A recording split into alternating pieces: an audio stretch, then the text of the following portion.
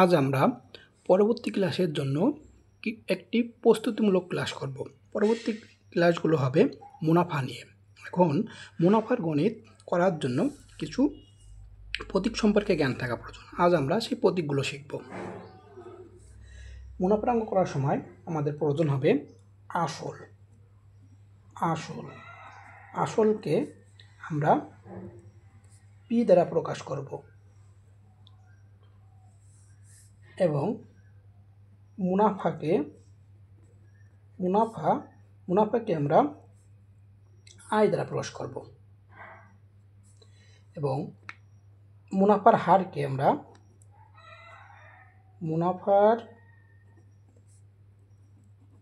আমরা আর দ্বারা প্রকাশ করব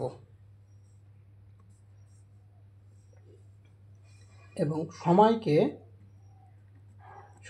আমরা ছোট হাতের এন দ্বারা প্রকাশ করব এবং মুনাফা আসলকে আমরা এ দ্বারা প্রকাশ করব। মুনাফা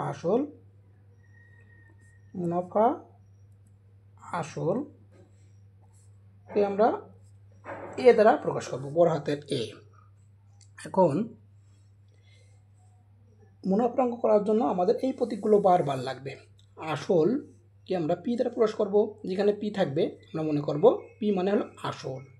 যেখানে আই থাকবে আমরা আই মানে মনে করব মুনাফা। যেখানে আর থাকবে আমরা আর মানে মনে করব মুনাফার হার। যেখানে এন থাকবে এন মানে আমরা মনে করব সময়। যেখানে এ থাকবে আমরা একে মনে করব মুনাফা আসল। মুনাফা আসল মানে হলো মুনাফা এবং আসলের যোগফল। এখন আরও কিছু সূত্র দরকার হবে, যেমন আয় সমান সমান মুনাফা আয়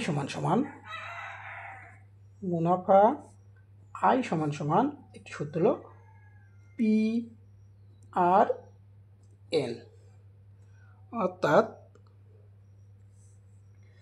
মুনাফা আয় সমান সমান হলো পি আর এন। মূলত সূত্র হলো এটা, আয় সমান সমান পি আর এন। আয় সমান সমান পি আর এন, তার মানে হলো মুনাফা সমান সমান আসল গুণ মুনাফার হার গুণ সময়। এখন এই সূত্রকেই আমরা প্রতীক দ্বারা যদি প্রকাশ করি, তাহলে মুনাফা সমান সমান আমরা লিখব আয় সমান আসল সমান লিখব পি, আর মুনাফা সমান লিখব আর, এই মুনাফার হার সমান লিখব আর, সময় সমান লিখব এন। অর্থাৎ আমরা পালাম আয় সমান পি আর এন। মূলত মুনাফার অঙ্কের ক্ষেত্রে এই সূত্রটা লাগবে এবং চক্রবৃদ্ধির মুনাফার ক্ষেত্রে আরেকটি সূত্র আছে, সেটা আমরা যখন চক্রবৃদ্ধির মুনাফার অঙ্ক করব তখন সেটা শিখব। শুধুমাত্র এই জিনিসগুলো পারলেই আমরা মুনাফার অঙ্ক খুব সহজেই করতে পারবো। অনেকের কাছে মুনাফার অঙ্কটি খুব কঠিন মনে হয়, কিন্তু মুনাফার অঙ্কটি খুবই সহজ।